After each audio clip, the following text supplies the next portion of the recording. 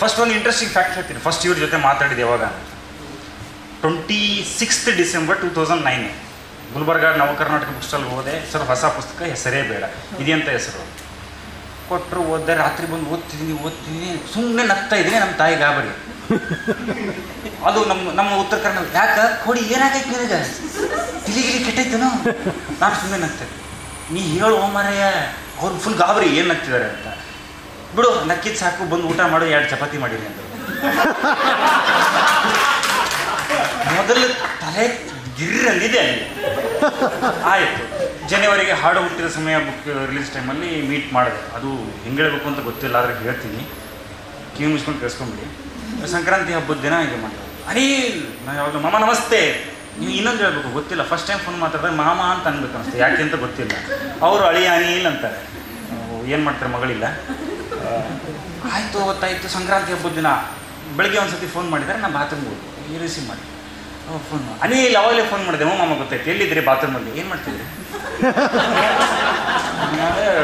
ಮಾಮ ಸಂಡಾಸ್ಗೆ ಹೋಗಿದ್ದೆ. ಕಷ್ಟಪಟ್ಟರೆ ಇಲ್ಲ, ನಾರ್ಮಲ್ ಡೆಲಿವರಿ. ಸಂಕ್ರಾಂತಿ ಹಬ್ಬದ ದಿನ ಬೆಳಗ್ಗೆ ಈ ಮಾತು ಕೇಳ್ಬಿಟ್ಟು ಪವನ ಆಗುತ್ತೆ. ಇಲ್ಲ ಮಾಮ ಹಿಂಗೆ. ಸೊ ಆಮೇಲೆ ಹಿಂಗೆ ಯಾವಾಗ ಕೂತಾಗ ಇವ್ರದ್ದು ನೋಡಿದೆ, 45 ಏಜ್, ಆದರೆ young and energetic and the spirit. ಅದು ನೋಡ್ಬಿಟ್ಟು ನನಗೆ ಅನ್ನಿಸ್ತು, ಹೆದರಿಸದಿದ್ದರೂ ಭಯಾನಕವಾಗಿ ಕಾಣುವ ಮೀಸೆ, ಪ್ರೀತಿ ಸ್ನೇಹದಿಂದ ತುಂಬಿದ ಮನದ ಕಿಸೆ, ವೇಟು 10 + 90, ಹಾರ್ಟು ಜಸ್ಟ್ 20, ಆಗ್ರಾದ ಹುಡುಗಿ, ಆಶಾ ಅಕ್ಕನ ಪತಿ, ಇವರ ಅನ್ವೇಷಣೆಯೇ ಒಣಗಿದ ಚಪಾತಿ.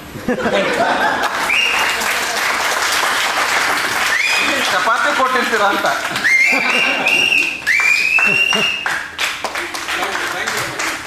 ದಯವಿಟ್ಟು ಇದು ಓಪನ್ ಮಾಡಿ ತೋರಿಸ್ಬಿಡಿ ಎಲ್ಲರಿಗೂ. ಇಲ್ಲೇ ಇವರೊಬ್ರು ಇಲ್ಲ, ನಾವೆಲ್ಲ ಆಚೆ ಹೋಗೋಣ, ಇವರೊಬ್ಬರು ಮಾತ್ರ ಓಪನ್ ಮಾಡಿ ತೋರಿಸ್ತೀವಿ. ಇವರಿಂದನೇ ಸ್ಟಾರ್ಟ್ ಆಗಿದೆ ಅಂತ.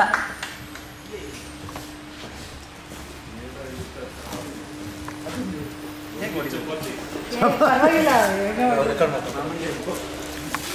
3 ಡಜನ್ ಚಪಾತಿ.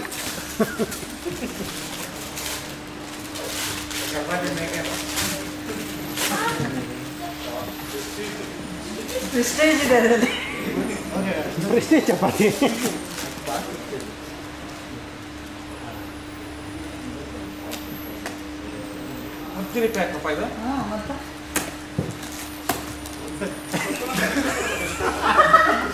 ತೆಗೀರಿ ಆಚೆ.